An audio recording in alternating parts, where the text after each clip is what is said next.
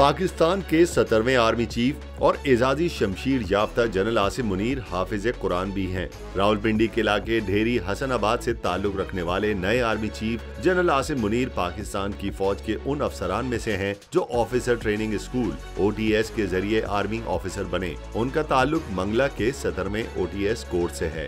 Army chief general Asim Munir के असातिज़ा का कहना है कि वो एक लायक और ज़हीन तालिब इल्म थे जिन्होंने सिर्फ 2 साल के अंदर कुरान हिफ्ज करके अपनी जहानत साबित की।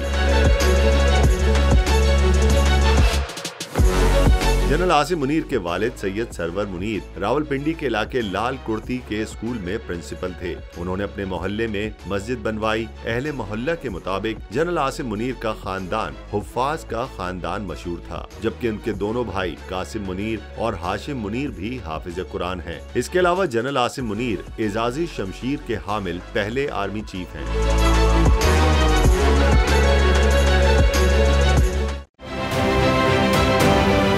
आप ये समझें, ये जो हक है ना, हक पे खड़े रहना और हक को बोलना, ये दूर से लगता है तन्हा हो गए लोग। आप खान साहब को देखें, तन्हा दिखाई देने, सारी जमातें मिलकर उनके खिलाफ हैं, लेकिन आज भी पाकिस्तान की आवाम उस हक की आवाज़ के पीछे जो है 80% से ज़्यादा आवाम उनके साथ है। सेम एग्जैक्टली इसी तरीके से बोल की कहानी है भाई। बिल्कुल अलग आपको तन्हा दिखाई देगा, हर जगह आपको खड़ा हुआ नजर आएगा, हटेगा नहीं किसी चीज़ से। और उसके साथ भी 80% आवाम अगर आज आप देखें तो उसे बोल दिख रही है।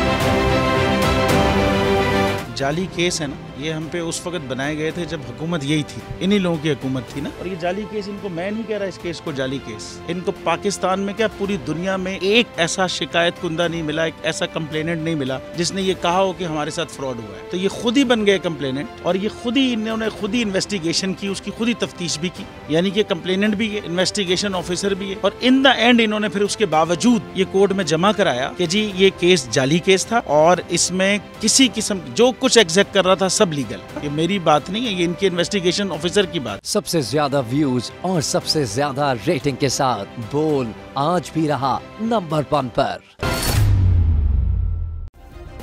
सब्सक्राइब करें और बेल दबाएं ताकि कोई खबर रह न जाए।